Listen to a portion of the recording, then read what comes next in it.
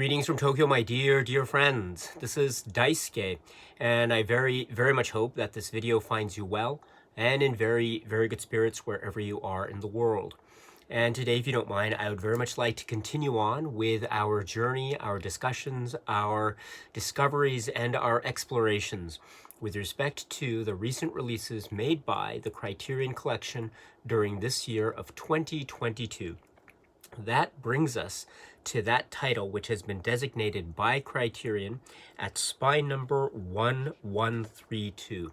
And this is a work from the year 2021. And the name of the filmmaker is Joachim Trier. And the name of the work is, and please pardon me for my very poor pronunciation of the Norwegian language. I hope you can forgive me. But the title of the work is Vardens Varste Menneske, or as it's known in English, The Worst Person in the World.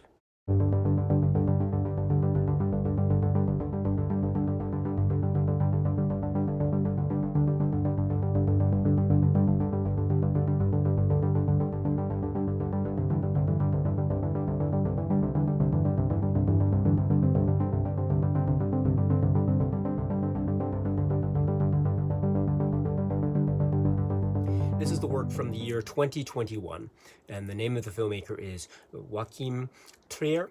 And this is a film where he's a writer along with Eskil Vogt, and it has among its incredible cast people like Renata Reinsvik and Anders Danielsen Lee and Herbert Nordrum and others. And it is called, and once again, I profusely, deeply apologize for my terrible pronunciation of the Norwegian language. I'm doing my best, but I am not a speaker, and I don't know the language, so I make many mistakes, so I hope you can forgive me. But the name of this film is Vardens Verste Menneske, or as it's known in English, The Worst Person in the World. Before I move on, let me make a brief point about this wonderful Criterion release, which is what we have here, the Blu-ray release from a couple weeks back or a few weeks back. It has great cover art design, and the cover art is indeed carrying over into the insert, the little insert booklet, and we'll talk about this later on in the video. And has wonderful illustrations, and that illustration, that artistic, that art life, vivacious effervescence is captured so well in the artistic renderings found here and also in the cover art design. We should make a point here. Art directors are Sarah Habibi, Eric Skillman, illustration Bendik Kaltenborn. So wonderful job all around. But I must extend my deepest apologies to the artists here who have been involved in this great Criterion release, because I have put a sticker or just affixed this label onto the front plastic of the front cover art design.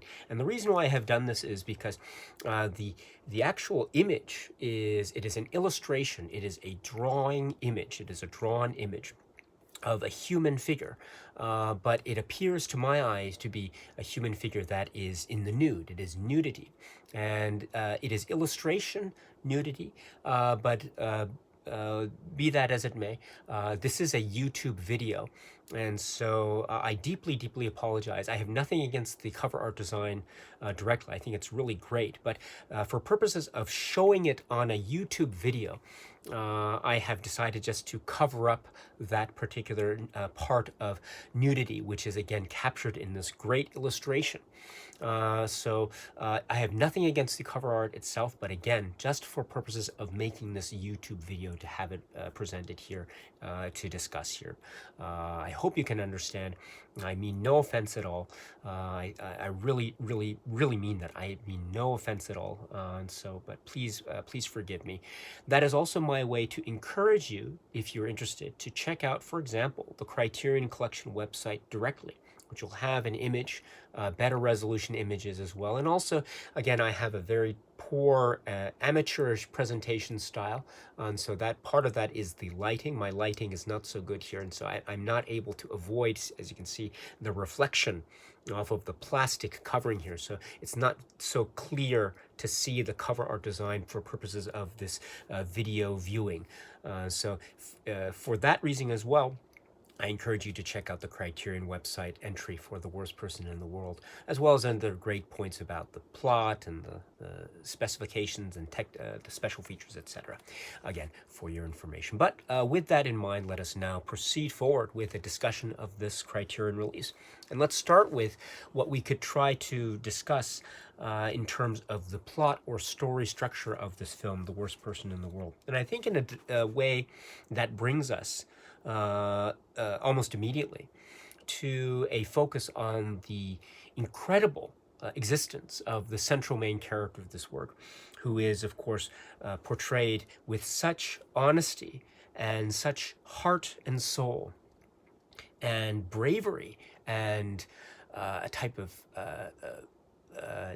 energetic intelligence and beauty and charm and wit, and also a type of sensitivity and a type of quality of discovery. And sometimes that quality of discovery can lead to some unpleasant things, unpleasant truths and confrontations, but also can lead to the joys and highs and beauties of things that we find beautiful in our everyday lives. And this is Renate Reinsve's great performance as the character of Julia, or Julia, here in this world of the film, The Worst Person in the World. And I understand that the director, Joachim Trier, for example, in his English language interviews that can be found, for example, in the Criterion Collection, when he speaks in the English language, he refers, I believe, to the main character as Julia, though when we watch the film, and when we hear her name spoken, it is Julia. So that's my understanding. But I might go back and forth, Julia or Julia. But in any event, this remarkable main character that we meet immediately. And we see some things about her and the context of her studies, her academic life. She goes from one discipline to another discipline to another discipline, almost at whim. Discovering things about herself, things she wants to do with her life, or perhaps to put it more directly and more succinctly, we see her in midst of making decisions and discoveries about what it is she does not want to do with her life, things that she doesn't want to be. So it's set in the negative, in what she does not want to be, and in that way she is discovering new things. And she discovers things where she might give it a try. Maybe she'll give certain doctor studies a try, or medicine, school of medicine studies a try, but that might not work for her. She decides she doesn't want to do that. She might go into more studies about psychology, and then that maybe along the way is something she discovers she does not want to do, and then she goes towards the arts and photography, and that leads her to things that she wants to do or tries to do, or maybe things that she doesn't want to do, and that leads her to trying to discover new things about herself, writing, etc. And so this is a wonderful, I think, parallel or wonderful metaphor, but also a wonderful direct aspect of her character, herself, Julia, that I think can help us and guide us and transport us, we the viewers, through the landscape of this wonderfully rendered work as we go from this early point A, to the various points along the way, B, C, D, to the very end of the film, the resolution or resolutions, if we can call them that, when you reach the film's conclusion. So in any event, we have this young woman who is trying to figure out her life. And she's trying to figure out her life in that way that she knows how, through her own individual means. And that individual means includes figuring out things that she doesn't want to do. I wouldn't necessarily call it trial and error per se, but it's more this idea of trying things and then figuring out through not unpleasant experiences, but maybe through the process of that type of negative. In other words, the opposite of positive being the negative way, the not in the sentence, I do not want to do this, that type of aspect. And that is not in itself a very maybe damaging or kind of character, maybe it's not a type of character flaw, I would say. But in fact, this is one way to approach life. This is one way to approach that very difficult and oftentimes confusing terrain that one might call one's, say, 20s or so, or that period of life just immediately out of college or graduate studies or whatever the case may be. What is it we want to do with our lives? And so this is oftentimes a very difficult decision. And it's a decision that many of us might try to answer by virtue of trying out different things. And I think that is one of the aspects of Julia's character that we find and discover early on. And I think that is a very important way to start the film, because I mentioned too, this could also be a type of metaphor for how we view Julia and her trajectory throughout the film, because we see her also in different relationships in her life. Intimate relationships, emotional relationships, physical, sexual relationships that she has with certain men that she meets and that we see her meeting in her life. Two men in particular, two very important characters in particular that we meet. And this is, of course, the characters of Axel. This is Anders Danielsen Lee character, and then also the character of Ivan, the Herbert Nordrum character. And these two key relationships primarily set forth in this film that we, again, explore and examine various aspects of that in modern day living. So that's one aspect here, one of the relationships. Also, too, we understand that she has, Julia does, relationships that have to do with her parents. And this also might seem to have a kind of bearing or weight when it comes to how she perceives her own, say, struggles of identity and acceptance in the context of, for example, her relationship with her father on the one hand, and also how that seems to be affecting her relationships with Ivan or Axel on the one hand, and also how that has a bearing on how she views herself. And I do want to say that for me, I think that is a very important way for me anyway to try to watch this film, or one way to try to watch this film and look at it through that lens for my own, say, viewing benefit, because I see this film, or one way I can see this film is the way in which the character of Julia is going through a sense of self-discovery. And that phrase self-discovery, I think, is a very multi-layered term when we are thinking about it in the context of Julia's life, because it is this idea of how she is discovering aspects of her way of relating to other people around her that are very close to her. And again, speaking primarily of Axel's character, and then also speaking of Ivan's character, and then how that is leading her to discover aspects of how she relates to these people, both in a joyous and happy and jubilant way, in terms of both, say, physical satisfaction, sexual satisfaction, and also emotional satisfaction, and also how that might lead her to confront specific questions about herself. For instance, when we think about her relationship with Axel, one of the questions that does arise is maybe as their relationship becomes more intimate and more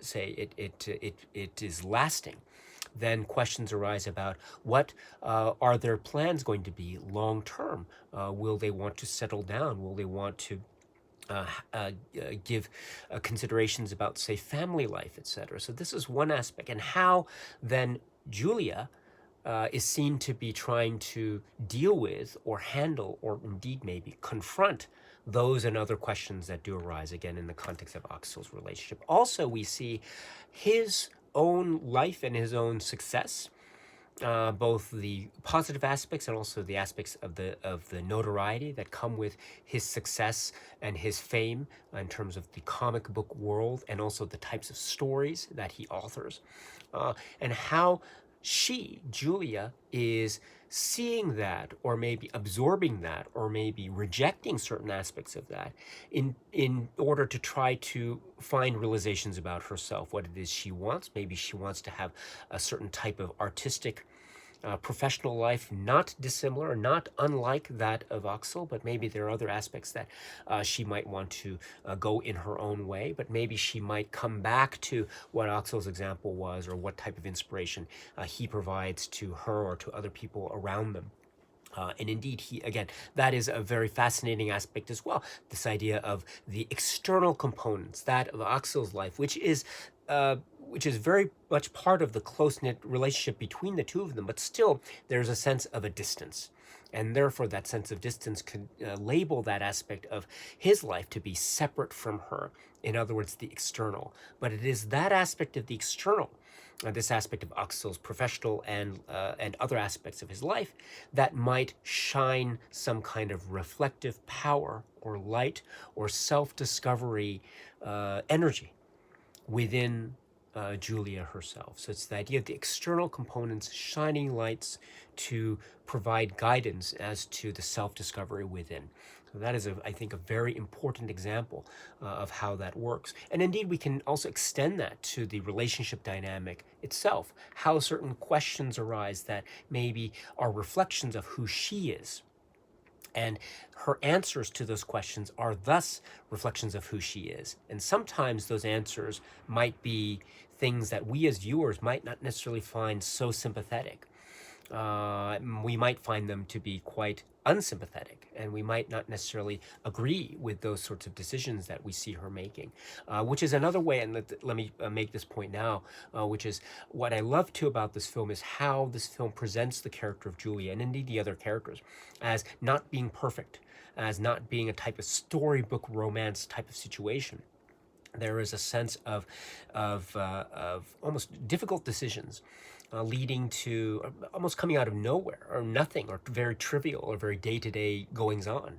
But still, these decisions and choices that we make, or Julia makes, might not always be the quote-unquote right ones, might not always be the most sympathetically portrayed. In fact, we might see them and we might not always be on her side.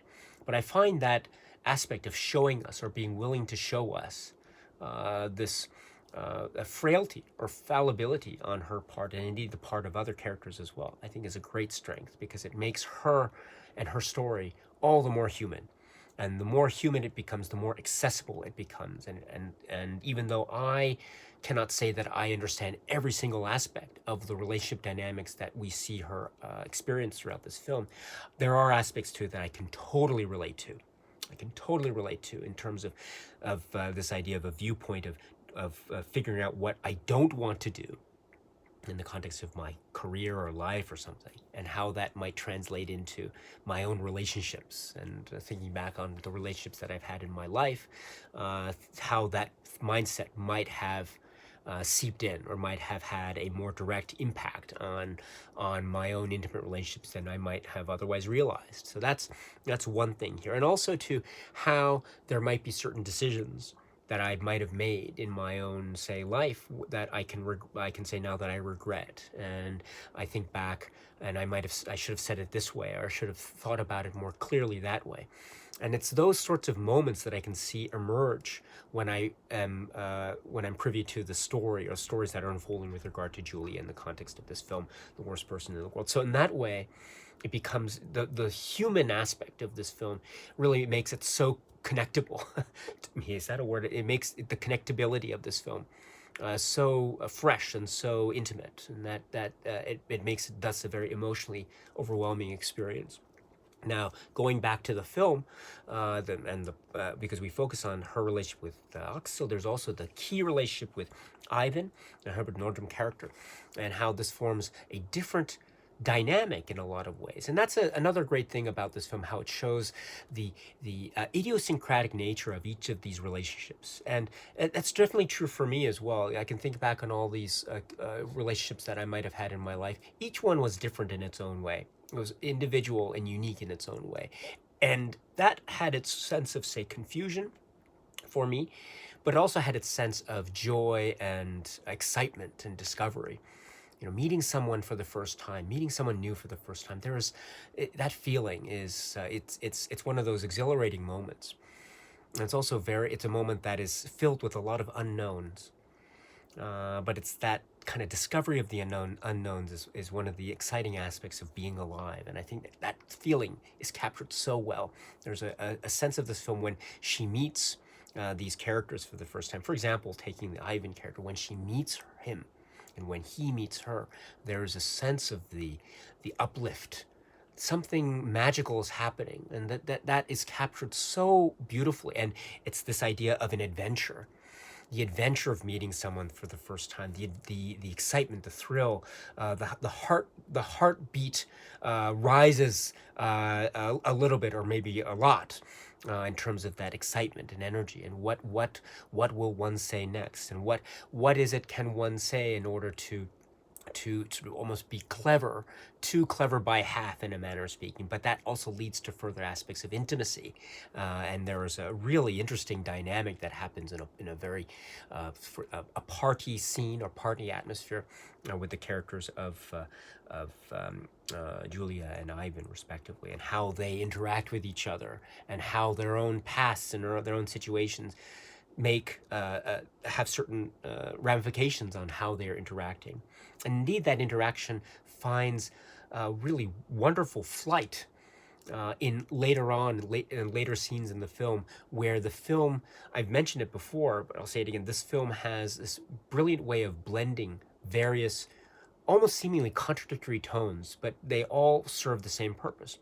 One tone can be said to be a type of quote unquote realism, or capturing realism in this almost theatrical stage thing, in the way the camera is in the space with the characters. Also, there are different blends that rely on, say, almost what might be referred to as poetic realism by some critics, or the idea of using aspects of cinema and cinema magic that are very much not real, or that are meant to, on purpose, show us something of the fantastic, of the fantasy, something that is beyond reality. And that might mean stopping time. It might mean using montage. It might mean drawing attention to the fact that this is a story, this is a fantasy, this is a tale that is being told. But those tones as well are being blended in so effortlessly. It creates this and that collusion, or that not collusion, that collision of different blends and tones creates this new wondrous mix that is The Worst Person in the World. And so that type of feeling is almost like a sense of a swirl of energy, a ball of wonderful artistic, say, excitement, energy, and a poetic, say, confusion of the highest order.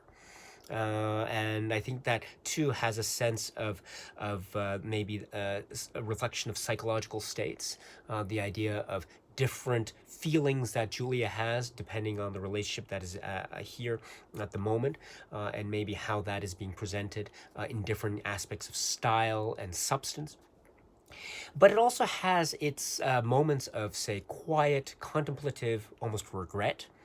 There are moments where these these feelings of happiness and joy crash down almost without warning. And we see Julia trying to come to grips with, say, certain consequences of the choices that she's made, of the people that she has chosen to be with.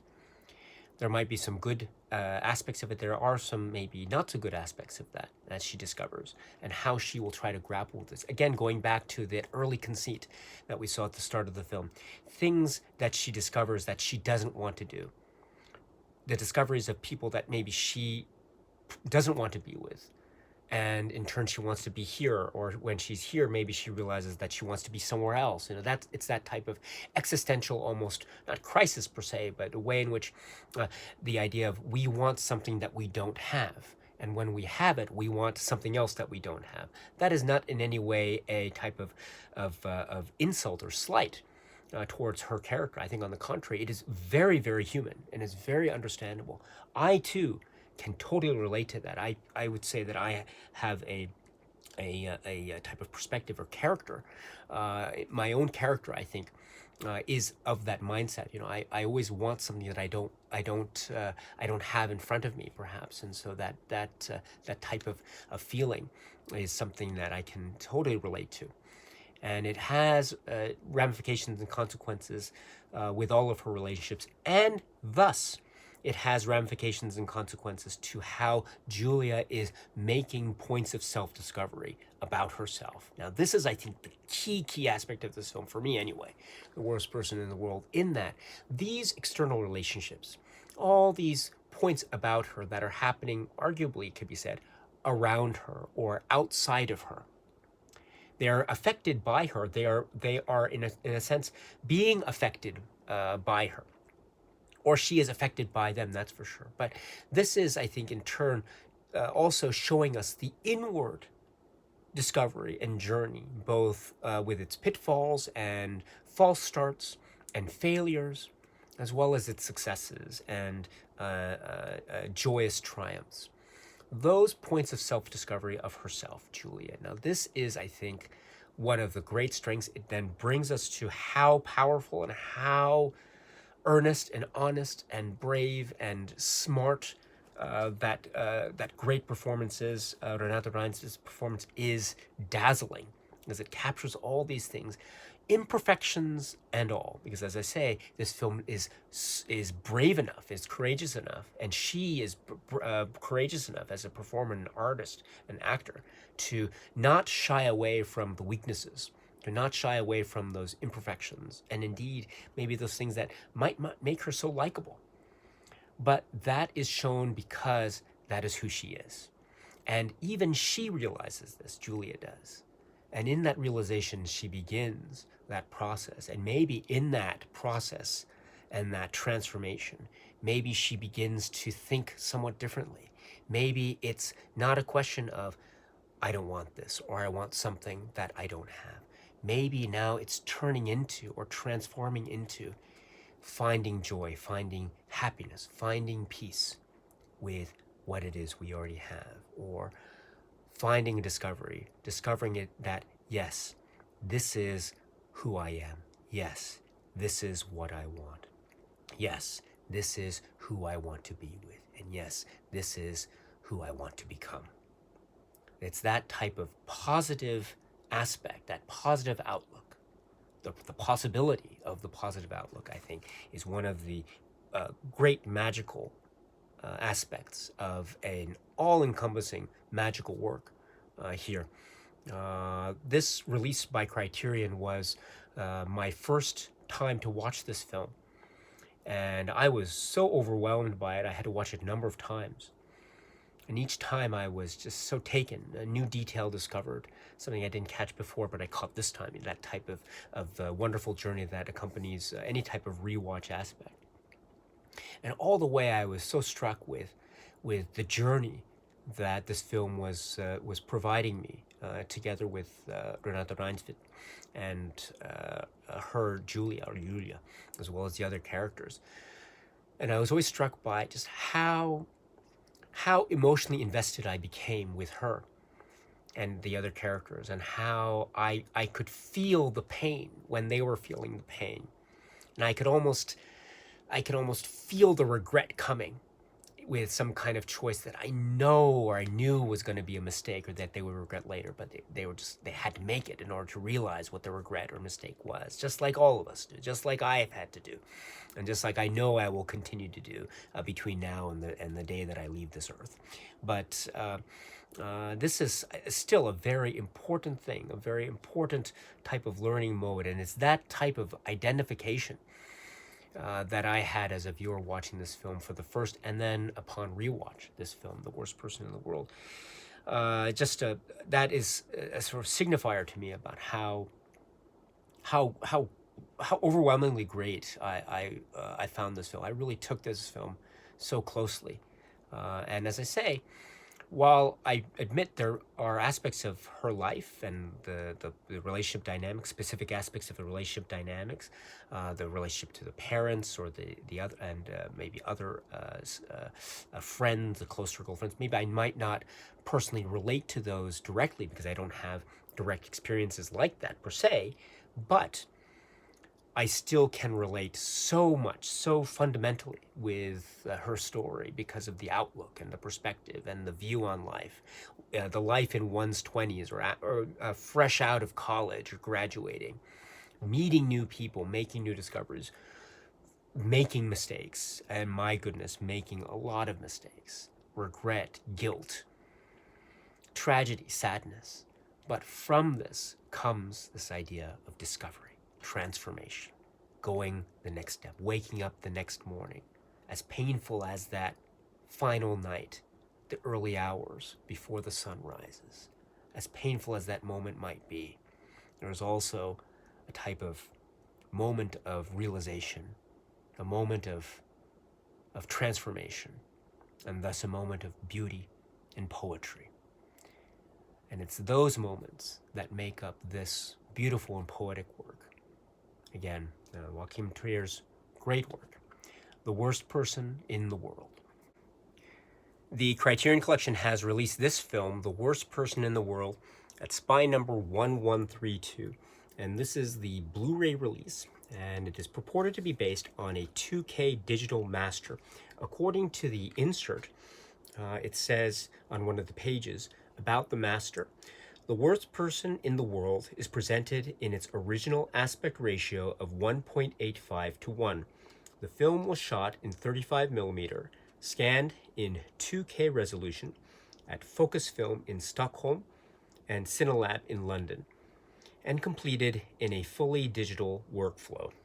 The 5.1 surround audio for this release was mastered from the original digital audio master files.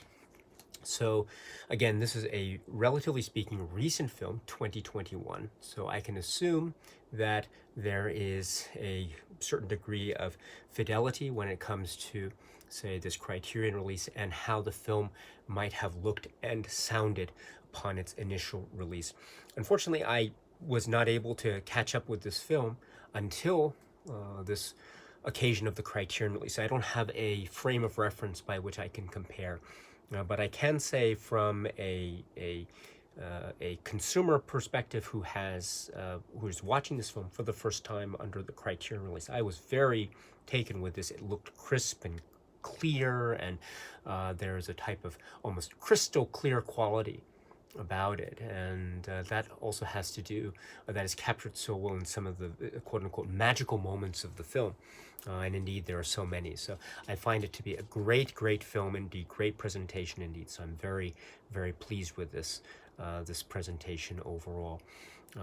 No distractions from purposes of my eyes or my ears as I was enjoying this film on many occasions. The Worst Person in the World. Now let us also speak about what we can find in terms of the supplements that accompany this Criterion release for The Worst Person in the World. And there are a number of supplements that we can talk about. The first of which is a 50-minute documentary described as being from 2022, which is the making of The Worst Person in the World.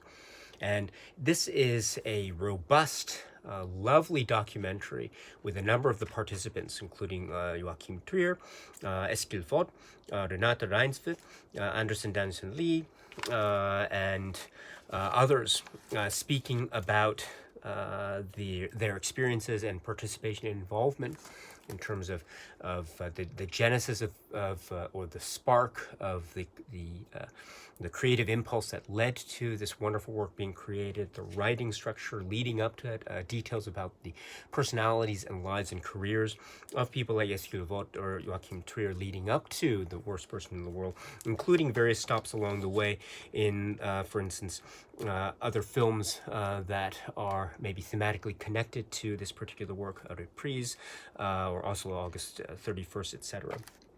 So for these and other reasons, we have a great treat, or a number of treats in store for those who are seeking, yearning, wanting more information about how this film was made, what were the circumstances by which this wonderful film came into being. Now, another thing too we should say is that this documentary is itself divided into chapters, including what one might call a prologue and also epilogue of sorts. And this is really nice too because it mirrors, or one can say it mirrors, the story structure that we see accompanying The Worst Person in the World. For those of you who know, right, it has this intriguing structure of kind of chapters or blocks that I think form an ease of entry into the world, but also form a type of, say, maybe parallel into the artistic mindset of these characters. You know, writing is a key aspect of one of the characters in particular. So, this is also an interesting parallel. Plus, it has this way. I don't know about you as well, but for me too, oftentimes I can find myself thinking about my life in terms of chapters or in terms of blocks. And so then the newest chapter yet to be told, the frontier, what lies beyond in the future, that kind of thing. But there is something to be said about the way that the idea of the structure of the chapter or the blocks and memory, how memory works. So I find all these points intriguing. It's part of the film, and that's one of the great things about the documentary itself. It's arranged and organized in that way as well. So it's also an ease of arrangement or organization, as well as a neat little tie-in into the film itself. So what are those arrangements, or what are those blocks itself that we're talking about? So for instance, we're talking about the introduction here, which lead into talking about the friendship and relationship, both personal and professional, between Joachim Trier and Eskil Vogt, the co-writers, and their collaborations, right, artistic collaborations, and how they got to know each other, their own interests in cinema, how they have similarities and also differences in that cinematic taste, and how that has fed into their artistic relationship that has yielded so many wonderful results leading up to The Worst Person in the World. And then going into the chapters, the first chapter, chapter 1, the script, talking about maybe other cinematic examples or cinematic maybe inspirations that they might have had. George Cukor is mentioned, Ingmar Bergman is mentioned as well, and also the idea of maybe other examples of Singing in the Rain, for instance, Holiday, for example, and others. And so there's this idea of how these aspects of almost the beautiful, larger-than-life nature of some of the films that they have cited. Let's take Singing in the Rain, for instance. How this really has lovely parallels into the making of this film. There is a very famous sequence in this film, which is spoken about in another supplement by the Criterion Collection, by the way, but there's a very famous sequence involving the idea of time and involving the idea of intimacy as expressed throughout the landscape of a large vista of people outside in the public. But there's this idea of how this is all affected because of how one feels about someone else, and how that is expressed in a moment in time, or timeless. And it's something almost like out of a Hollywood musical in many ways, as well as a great distillation and expression of how these characters feel, Julia and others feel at this moment in time. So that's the first chapter. Then we get into the second chapter, chapter 2, the cast.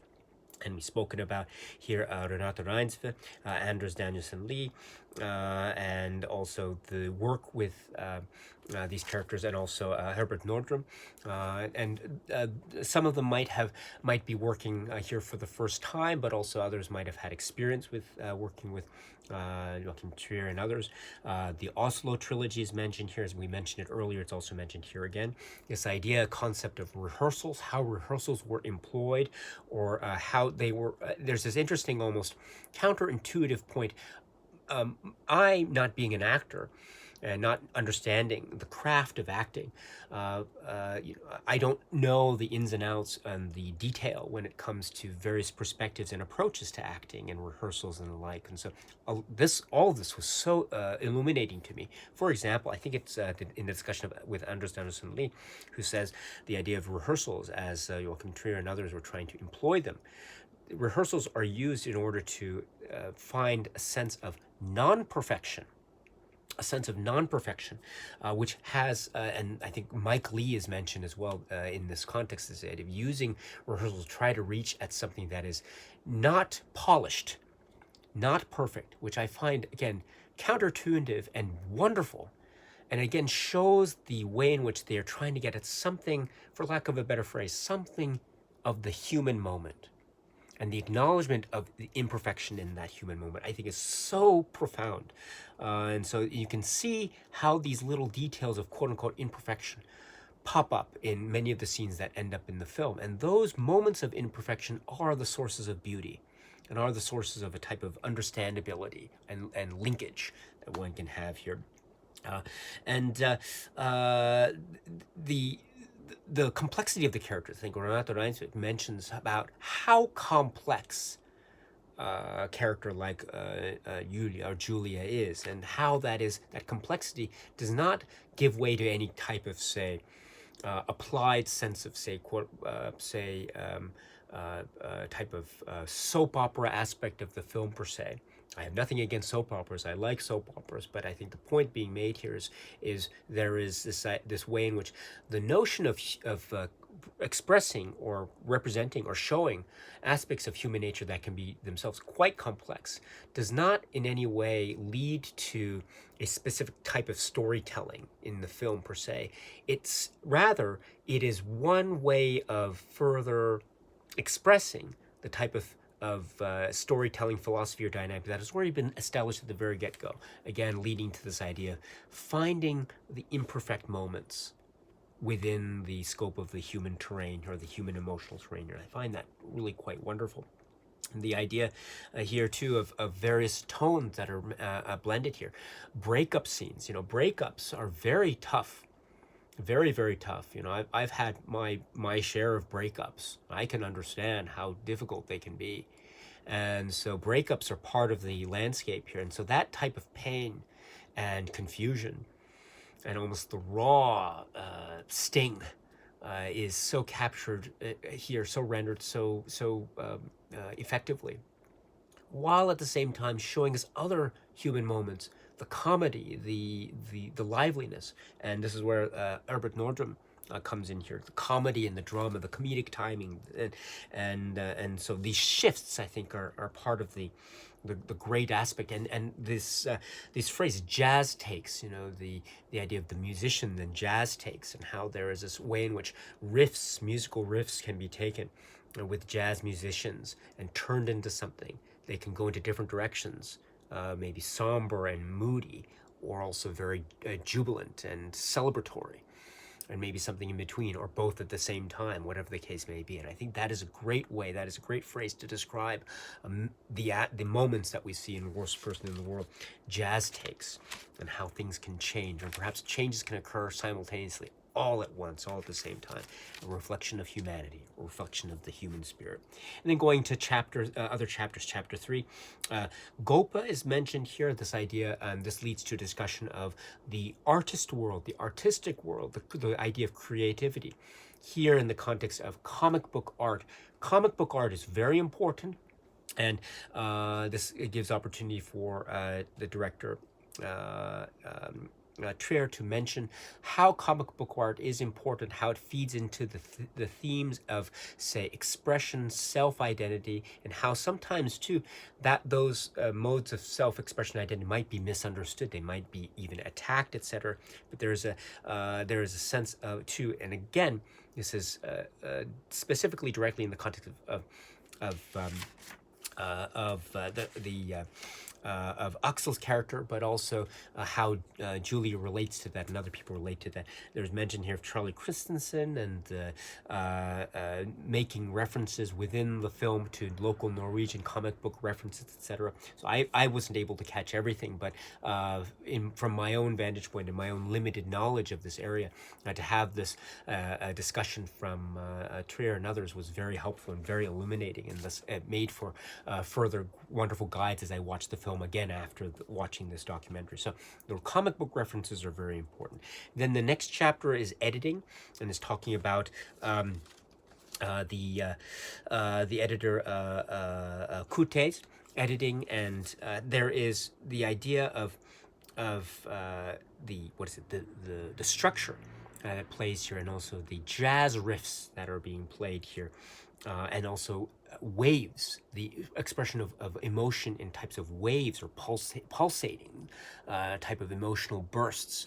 And that type of focus within the context of the work of the editor, I think, is another fine example. Again, I never really thought about editing in that way. I'm not an editor, I'm not an artist like that, but to think of it that way, to be shown like that in that illuminating way is fascinating. So this is quite wonderful.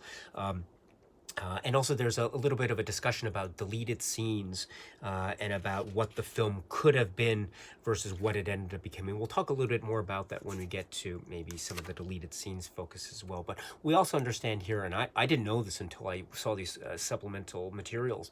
Again, I'm very new to this film, but but based on that, my understanding now is that there had been a plan, or the film might have turned out differently. There was a way that this film could have ended differently than how it ended up becoming in terms of the final end of this film. So that transformation, or how it's the same but not the same, is also a very fascinating story in and of itself. But now turning to the further chapters, we have the next chapter, chapter 5, the sound, Gisela Tveto, sound design, and just the way in which creativity in terms of the sound design is mustered up, and how it's given a sense of life and longevity.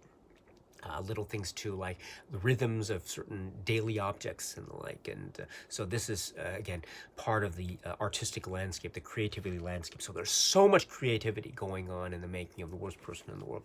Again, not surprising given how effective the work is overall, but well done here for being able to present this. And then also there's an epilogue showing the success of this film, how affected many people, audience members around the world, were by this great film. I being one of them, not necessarily at the time of release, because as I say, I didn't watch it at the time of release, but sometime later upon the release by Criterion here. I too am a fan. So this is a great making of documentary. Again, approximately 50 minutes.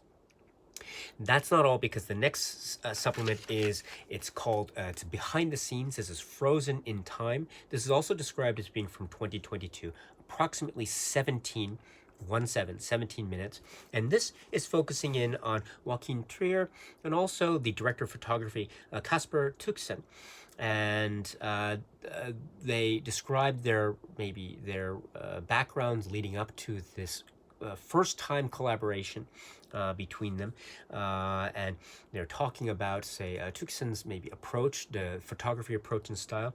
Almendros is mentioned as an inspiration, which is a wonderful reference, by the way, and Terrence Malick's works are mentioned. Also, Life Lessons, the Scorsese work, which is a type of mini film in an omnibus work called New York Stories, but one of the great works by Scorsese, in my view, Life Lessons. And so Life Lessons has an interesting parallel, and I didn't realize this until I heard that reference. Indeed, yes, there is a lot to be said about the parallel between that work, Life Lessons, the Scorsese work, Life Lessons with Nick Nolte, and this work, The Worst Person in the World. Wow, my mind was blown. It was already blown in many ways, but that was another point. And then also focusing in on how the color palettes of this film are very intriguing from a photography standpoint. I understand it's very difficult in terms of natural whites, white walls, or sorry, neutral whites and white walls, and how sunrise scenes, and how they're trying to capture details of complexion, skin complexion, and the like. So again, very intriguing. I'm not an expert when it comes to photography, so this is all very fascinating stuff for me. Then it goes into a detailed, almost background information or behind the scenes stuff into as what might be called the frozen scene or frozen in time scene.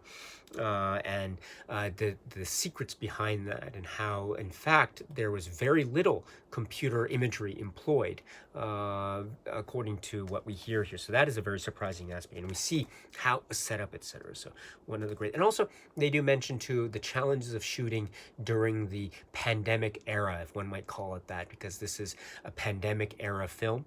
And so they have to make precautions in terms of the shooting locations and environment, etc. So and the like, and then also shooting on film, etc. So Wonderful supplement, so illuminating, so filled with information. Great stuff. So please check that out if you can. Next in the supplements, then we have deleted scenes. This deleted scenes section is made up of I understand it, four deleted scenes.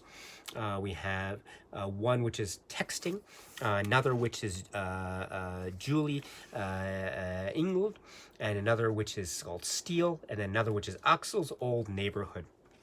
And so we have each not so long. It's maybe 4 minutes, 1 minute, 1 minute, 3 minutes, respectively. But these are all great types of little interesting, intriguing ways the film could have gone.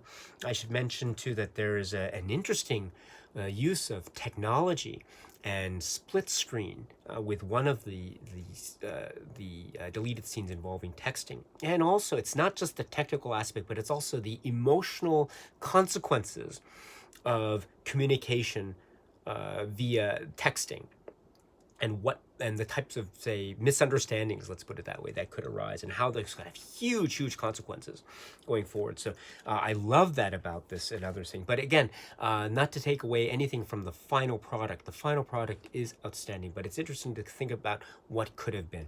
And so we have a little hint of that right here. So wonderful stuff here from Criterion in terms of the supplemental material.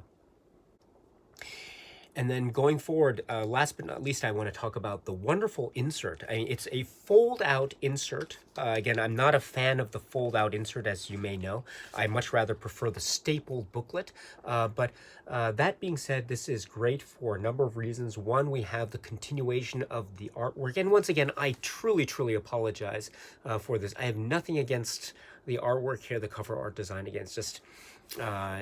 just again, right, this is a video on YouTube, but I do want to say that this artwork is so splendid, so lovely, and so this fold out does provide yet more great examples of that, and it's in keeping with the film as well.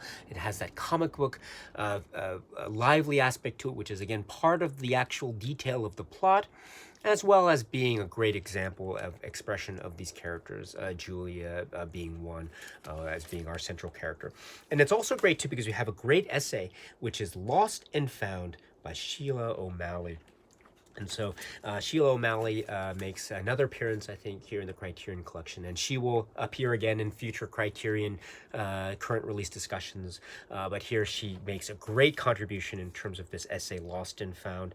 I learned so much from these essays. Here, Sheila O'Malley presents background into Trier's work, and how that might inform viewing of Worst Person in the World, as well as giving treatments and understandings of the themes, modern day living, and as well as the notions of, say, discovery and self-discovery, or failures and successes and the like that are part of this, and more in terms of the Worst Person in the World. So highly recommend it. Check out the essay by Sheila O'Malley. Again, like with all essays, my strong recommendation is to watch the film first, and then after you've seen the film, you can you can read the great essay, Sheila O'Malley's essay. But that is the insert when it comes to this particular release from Criterion, The Worst Person in the World.